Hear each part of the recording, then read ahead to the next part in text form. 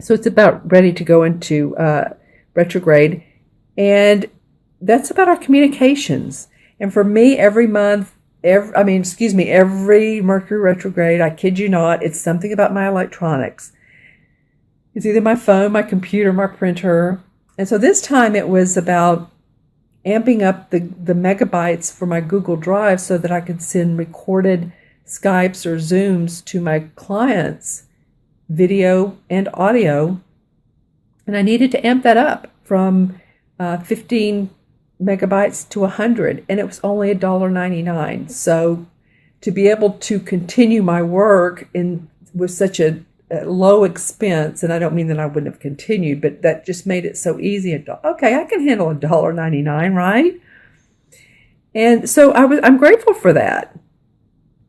And so those are just, some of the things, the little things in life that seem little, but really they make a huge difference. The park, to me, that's just like, oh my gosh, I'm so excited to go every evening, or as many evenings as I can, walk and talk to people. And I'm grateful that I can continue with my megabytes. So there's so many things to be grateful for. And all I'm saying is by doing that, it helps us make this easier shift. It helps us create a life with more compassion, more understanding, to be more open, and to receive what we want and what we need in our material world. And that's what this eclipse is about. We're really going to be changing things, my friends. Okay, so I just wanted to go over that. Also, Jupiter goes into Libra on September 9th. That's about our relationships. Lots of new things that we're learning in humanity. But in the end, it's all going, not in the end, as we go. It's a journey. As we go, it will all be good. And that's another thing I do want to say. This is going to come in stages about this life purpose and changing. So just trust and know. Just trust and know. Adapt to changes. All right. Just adapt. Because a lot of people are either losing their jobs or changing jobs. And so we're going to adapt to a new way. All right, let's start with your reading, Pisces. The first card that you have come up is the Oak King. I'm trying to get the camera on that. This is the same in traditional tarot as the Hanged Man. And this card has come up. This is the third reading, and I'm a little over halfway through. So I'm feeling like this is a universal message. But I do want to say the other two times it's come up, it was in reverse. So for you all, it's straight up. And I'm feeling like this really correlates with this solar moon, new moon eclipse. To see things in a whole different light. To see things differently. How can I change it? How can I make myself more inspired? And you see how he's holding this wand, and on the ground is a circle with the figure 8 or the infinity sign. So he's wanting to reach his goals. And so he's grounding. That is one thing he's doing. He's grounding, which is a good thing to do. So that he can actually, and you know what I say often, actually bring the intuitive insights we get into plant into Mother Earth, is what I'm saying, and be practical about it, and to ground it so that we can manifest what we want. So the Hanged Man to me is not a bad card. It's just seeing things in a different way. Just seeing things in a different way. This is, to me, feels like a positive Hanged Man. He has a lot of nature around him. He has the bird. He has his horns on, so he still feels powerful. He's just looking at things of how I can do this differently. Taking a pause, meditating. Again, I was talking about meditating. That's important for you guys.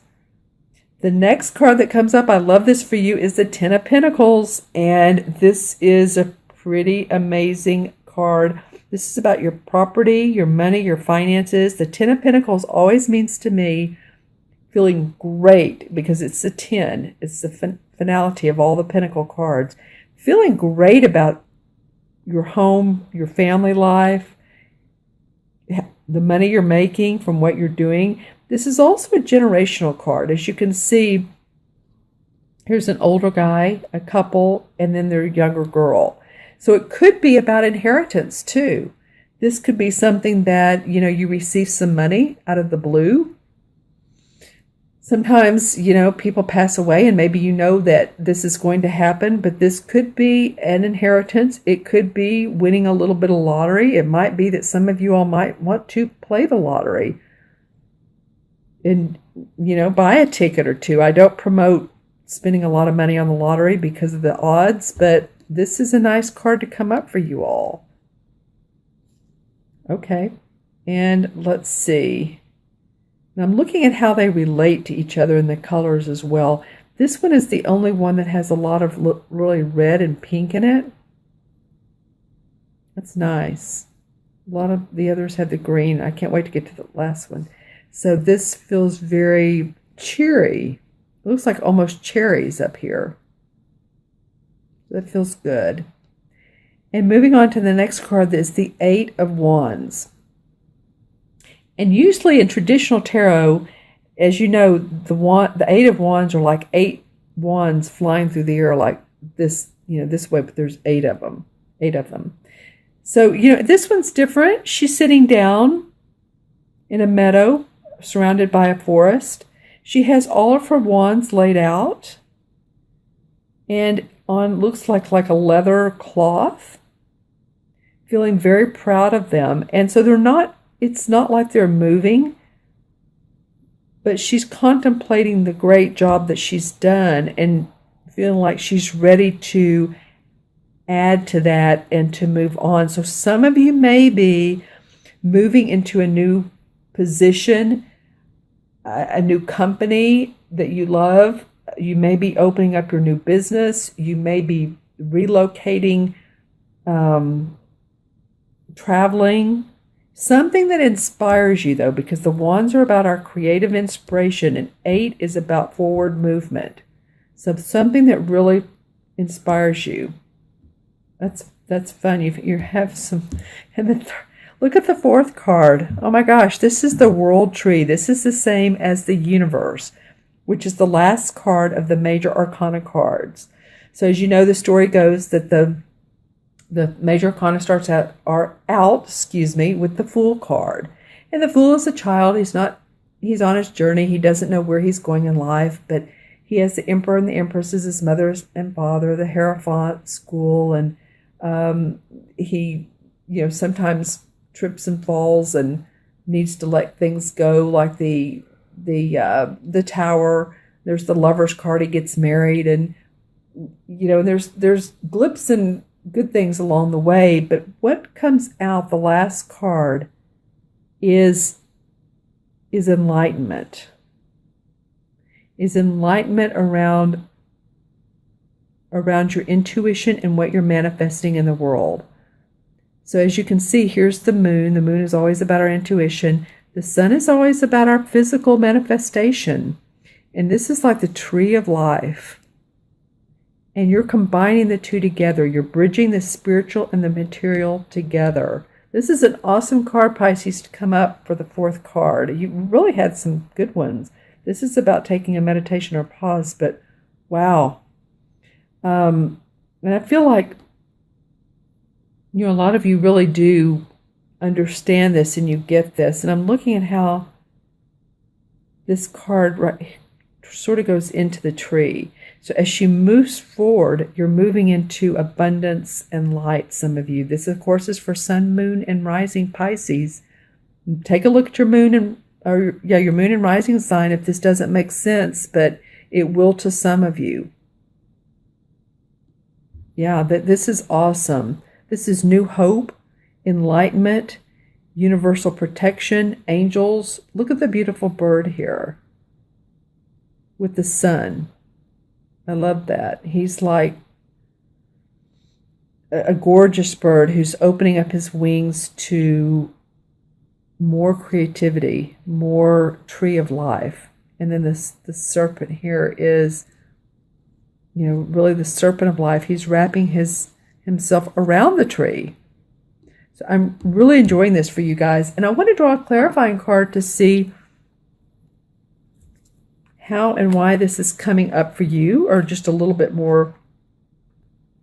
Okay, so the Seven of Rods came up. It might be that you've had to defend some of your ideas or your work.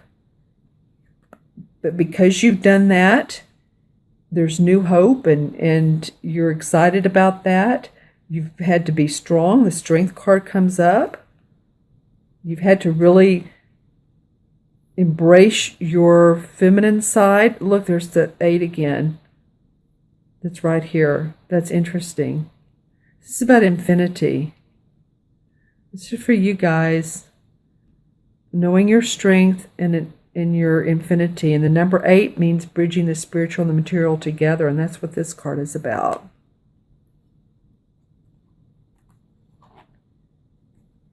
And the Page of Rods. So you've had some new creative inspiration. Awesome. Awesome. I'm going to add up the 4 original cards for you. Trying to get this straight. So here's the Oak King, which is the same as the Hanged Man. It's 12, and 10 is 22, 8 is 30, and 30 and 21 is 51, 5 and 1 is 6. In numerology, 6 is about love, family, responsibility, beauty. A lot of times, 6 life paths can be of service to others. They also love the beauty of their surroundings and their home, and decorative components and accessories, and bringing things into the home that just helps it makes it feel more luxurious and comfortable. It's also about taking care of yourself. I would like to see, since a lot of six means giving to other people, so make sure that you give to yourself as much.